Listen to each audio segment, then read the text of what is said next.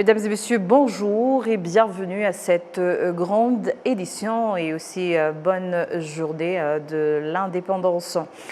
Au musée historique de la lutte contre le génocide situé au Parlement, la Fédération du secteur privé, membre du FPR Ingotagni, en district de Musanze, ont discuté de l'histoire de la lutte pour la libération du pays.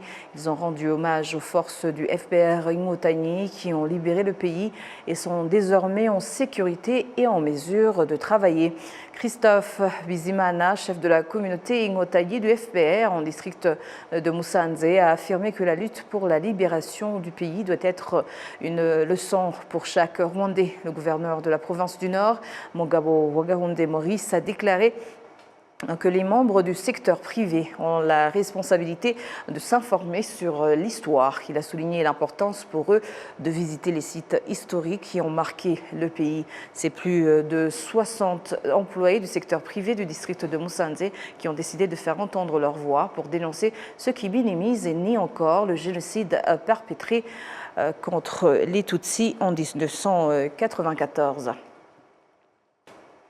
Et la campagne pour le poste de secrétaire général de l'Organisation internationale de la francophonie entre dans une phase décisive. Candidate à sa propre succession, Louise Mushikiwabo a présenté devant le Conseil ministériel de la francophonie sa vision pour un troisième mandat. Forte du bilan de ses deux premiers mandats, elle a affirmé vouloir consolider les acquis tout en donnant un nouvel élan à la francophonie autour des priorités telles que l'éducation, l'emploi des jeunes, la transformation numérique, la mobilité, la coopération économique ainsi que la promotion de la langue française dans un monde en pleine mutation.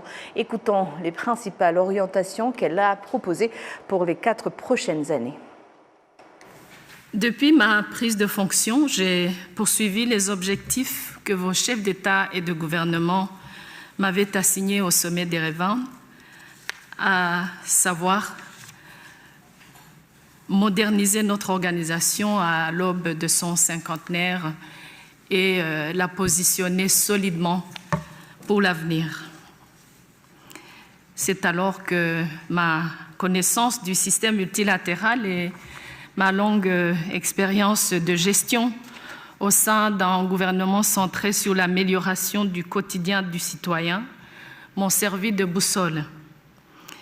Je savais que toute réforme d'envergure, puisque je venais de participer à une au sein de l'Union africaine, nécessiterait le renforcement du sentiment d'appartenance de tous nos membres pour faire de l'OIF une organisation qui réfléchit et qui agit de manière véritablement collective et de là s'approprier le changement voulu. C'est ce socle commun qui nous a permis d'affronter main dans la main les nombreuses crises mondiales traversées depuis 2019, dont certaines auraient même pu fragmenter notre organisation.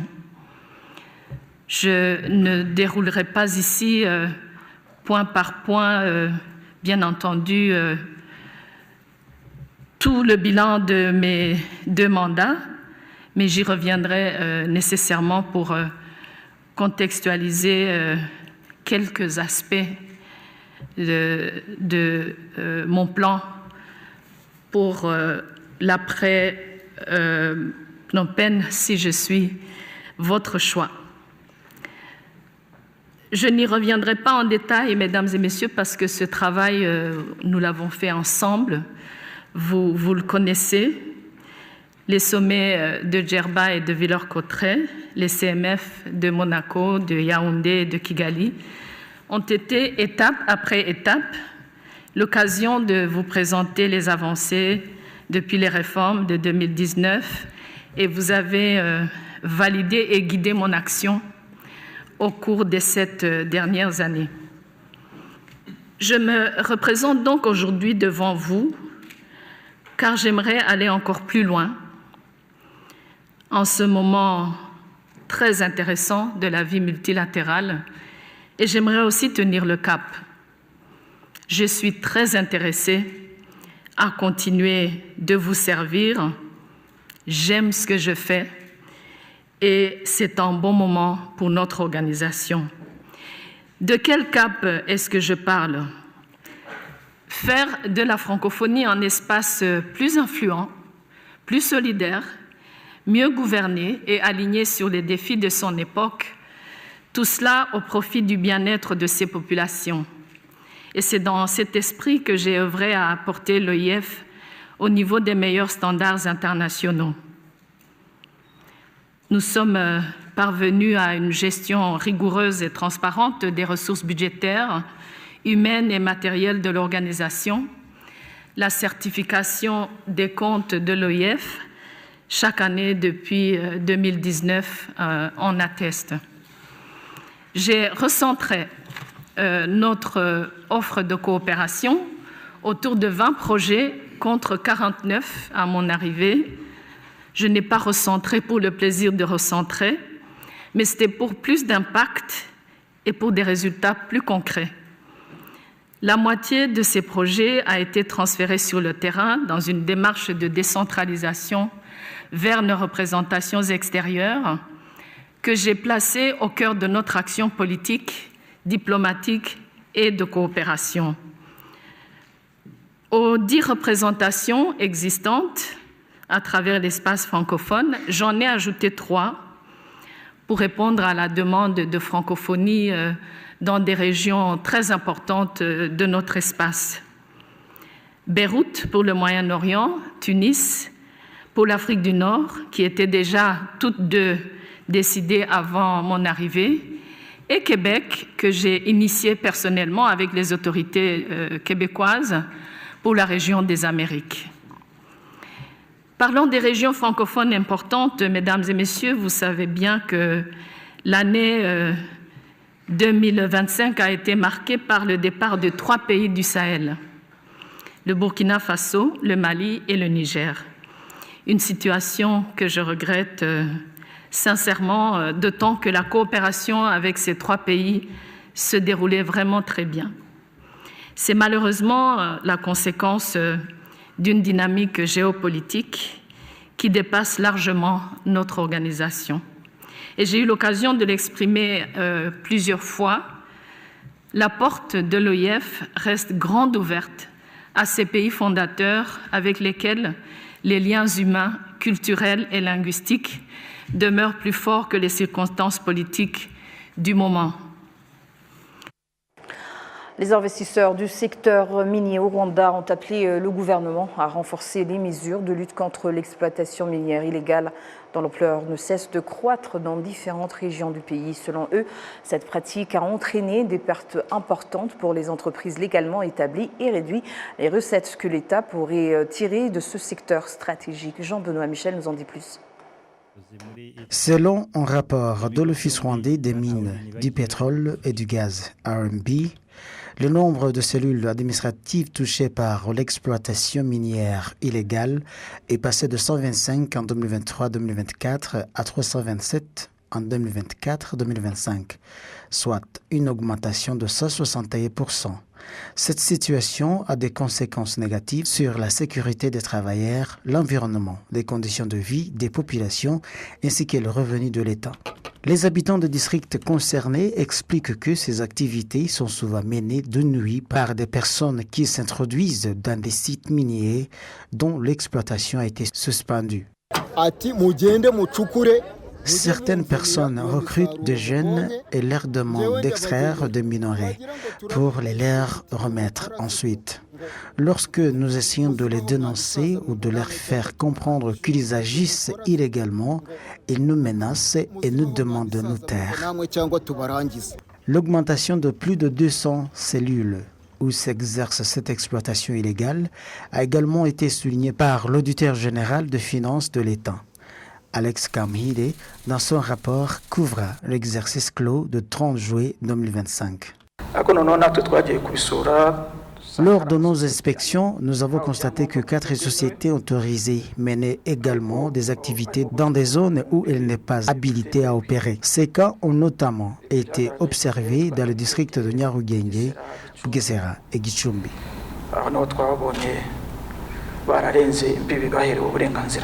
Après la présentation de ce rapport, plusieurs parlementaires ont exprimé leur inquiétude face à la progression de l'exploitation minière illégale et ont appelé à des mesures fermes pour y mettre fin.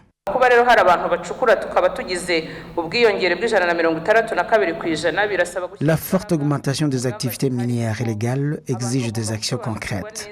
Les citoyens doivent comprendre que l'exploitation non autorisée nuit à l'économie, décourage les investisseurs respectueux des règles et pose également des problèmes au niveau international. Lorsque des minerais franchissent les frontières sans que leur origine soit clairement établie, cela soulève des préoccupations car ils peuvent provenir d'activités illégales. Les autorités locales doivent également être tenues responsables dans la lutte contre ce phénomène.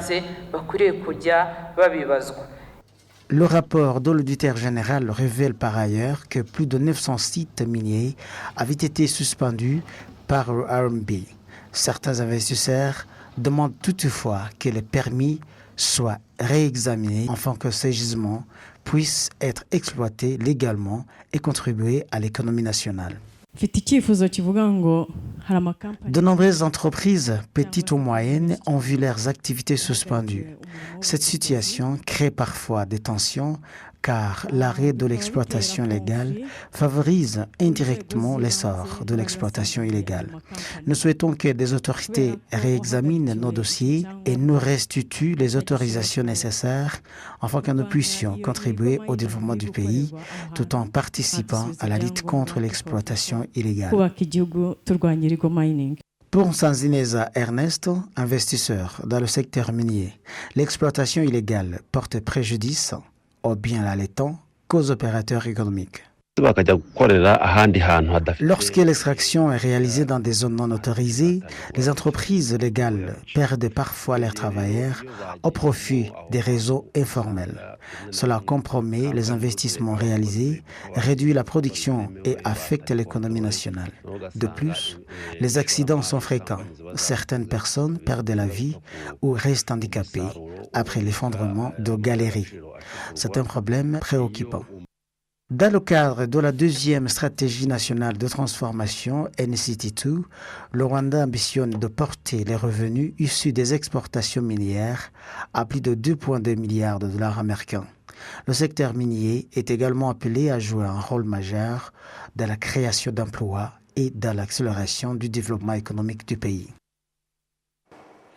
Et au poste frontière de la Corniche, en district de Lubavu, la police nationale rwandaise a saisi les marchandises frauduleuses d'une valeur marchande de plus de 2 millions de francs rwandais, composées essentiellement du vin rouge, saisi ces 2 derniers jours et destiné à la revente illégale. L'alcool a été découvert dans une voiture Noah dont le conducteur avait astucieusement aménagé des compartiments sous les sièges pour y entreposer la marchandise. Le commissaire de police Twajamaholo Sylvestre, porte-parole de la police de la province du Sud, de la province de l'Ouest, a présenté à la presse les techniques employées dans ce trafic et sur le message que la police a adressé aux personnes impliquées dans ces activités criminelles. Les investisseurs et les analystes ont affirmé que l'inutilisation prolongée des terrains à vocation industrielle est l'une des raisons des pertes financières du pays. En effet, ceux qui en ont besoin ne peuvent y accéder et démarrer leur production rapidement. Ils ont souligné ce problème alors que même dans les zones industrielles du pays, plus de 10 hectares ont été attribués à des entrepreneurs qui n'ont pas construit d'usine depuis plus d'un certain temps, comme l'a révélé le rapport de l'auditeur général de la République. Le récit de Patrick Nilitanti. L'entrepreneur Nyonguru James Kenny explique qu'il avait besoin de terrains dans des zones industrielles, mais qu'on lui a répondu que les terrains convoités étaient déjà occupés. Il s'est donc retrouvé à travailler dans un endroit qui ne le satisfait pas. Le rapport de l'auditeur général pour 2024-2025 révèle que 11,5 hectares de terrain d'une valeur de 541,2 millions de francs rwandais ont été attribués à 11 entrepreneurs. Or, ces derniers ont dépassé les délais des 18 mois qui leur avaient été impartis pour y construire des usines. Les terrains sont toujours disponibles et certains y sont installés depuis plus de 100 mois. L'auditeur général du gouvernement, Alexis Kamuhire, a porté cette question à l'intention des membres de l'Assemblée nationale afin de recueillir leurs observations. Le ministère du Commerce et de l'Industrie indique suivre de près ces dossiers et avoir identifié plusieurs causes à ces problèmes. Le directeur général de l'Industrie et de l'Entrepreneuriat au ministère du Commerce et de l'Industrie, Troyilgois Christian, révèle que ces terrains ne sont pas simplement enregistrés au nom des entrepreneurs qui les reçoivent. Ces derniers doivent également se conformer à certaines conditions. Outre ceux qui n'ont pas construit sur le terrain qui leur ont été attribués, 14 investisseurs n'ont pas versé plus de 227 millions de francs rwandais prévus dans les contrats signés avec les Minicom lors de l'attribution de ces terrains en zone industrielle. Un audit réalisé en janvier 2026 par le Bureau de l'auditeur général des finances publiques a révélé que cette situation perdurait depuis 1 à 15 ans. Les directeurs de l'Institut des évaluateurs immobiliers professionnels, Mugisha John, affirment que lorsque ces terrains ne sont pas utilisés conformément à leur destination, cela représente une perte pour le pays en termes de production industrielle et d'emploi. Dans le cas de la deuxième stratégie nationale pour un développement accéléré, le taux de croissance industrielle était de 11%. Il était prévu qu'il atteigne 9,5% en 2025. À ce jour, 320 usines ont été construites à travers le pays, dont 70% sont pleinement opérationnelles. Et entre 2020 et 2025, le Rwanda a transféré 352 patients à l'étranger pour des soins spécialisés pour un coût dépassant 6 milliards de francs rwandais. Ces patients allaient se faire traiter pour diverses maladies, notamment les affections rénales, les cancers, les maladies cardiaques et d'autres pathologies. Aujourd'hui, une grande partie de ces services est disponible dans le pays au point que des patients venant des pays voisins choisissent désormais de se faire soigner au Rwanda. Jean-Benoît Michel. L'un des investissements majeurs réalisés par le gouvernement du Rwanda dans le secteur de la santé est la création de l'ERICAD Africa, un centre de formation de chirurgiens spécialisés et de recherche médicale inauguré en octobre 2023 par le président de la République Paul Kagame et la première dame Jeannette Kagame, d'un coût de 32 millions de dollars américains. Ce centre a déjà accueilli plus de 700 apprenants issus de 33 pays, dont le Rwanda, venus acquérir des compétences avancées en chirurgie assistées par des technologies les plus modernes. Selon le directeur général de RICAD Africa, Dr King Kayondo, cet investissement commence déjà à produire des résultats concrets au bénéfice des Rwandais comme des patients étrangers. Auparavant, des patients devaient se rendre à l'étranger pour bénéficier de ces soins. Désormais, ils pourront être pris en charge ici même au Rwanda et les patients étrangers pourront également venir se faire soigner chez nous. Cela permettra de réduire des dépenses engagées à l'extérieur. Certaines personnes risquaient même de perdre la vie faute de pouvoir voyager à temps. Les efforts consentis par le pays portent aujourd'hui leurs fruits. De son côté, Samuel Bougingo, responsable de la médecine nucléaire au sein de l'établissement, indique que le centre se prépare à lancer des services de diagnostic des cellules cancéreuses à l'aide de technologies nucléaires, afin d'améliorer davantage la qualité des soins. Il s'agit d'une médecine de pointe qui utilise les technologies nucléaires pour détecter les maladies et les traiter précocement. L'État a investi dans ce domaine afin de réduire les coûts des traitements à l'étranger ainsi que les frais de déplacement des patients. Le développement d'une médecine moderne passe également par l'intégration de l'intelligence artificielle. Yvonne Keza, responsable de l'analyse des images médicales à l'ERICAD Africa, explique que les outils technologiques utilisés sont développés localement. Nous avons mis en place un système permettant d'analyser rapidement les prélèvements effectués lors des examens afin de déterminer s'il s'agit d'un cancer. Habituellement, il faut attendre l'intervention des spécialistes. Aujourd'hui, grâce à l'intelligence artificielle, ces analyses peuvent être réalisées en très peu de temps tout en réduisant les risques pour les patients. Les chiffres montrent déjà les effets de cette transformation. Alors qu'entre 2020 et 2025, le Rwanda a dépensé plus de 6 milliards de francs rwandais pour envoyer 352 patients à l'étranger. Le nombre de transferts médicaux diminue progressivement. Le directeur de service de santé générale au ministère de la Santé, Dr Oreste Tuganayezu, souligne que le développement du système de santé rwandais contribue non seulement à réduire les évacuations médicales, mais aussi à attirer des patients étrangers. Cette évolution repose sur ce que nous appelons un écosystème. Une personne qui choisit un pays pour se faire soigner ne regarde pas uniquement sur la qualité de service de santé. Elle considère également les transports, les infrastructures routières, les hôtels, la sécurité, les services financiers et bien d'autres éléments. Tous ces secteurs se développent ensemble et se complètent. Notre objectif est de permettre à toute personne venant au Rwanda pour des soins de trouver tout ce dont elle a besoin. Le chemin est encore long, mais nous continuons à investir dans de nombreux services en fait de répondre aux besoins de la population et des patients étrangers. Les économistes estiment que le Rwanda mise fortement sur le tourisme médical en raison de son potentiel économique. C'est l'analyse de Strato Habyarimana, expert en économie. Le tourisme médical représente un secteur stratégique. C'est notamment pour cette raison que des infrastructures de grande envergure, comme le complexe hospitalier de Masaka, sont en cours de développement. L'objectif est de disposer de services de santé répondant aux normes internationales. Les patients qui viennent apportent également des revenus importants au pays. Lorsqu'ils savent qu'ils peuvent bénéficier de soins de qualité, ils n'hésitent pas à venir. Cela attire aussi des investisseurs qui constatent des progrès du secteur et contribuent à renforcer l'image positive du Rwanda à l'international.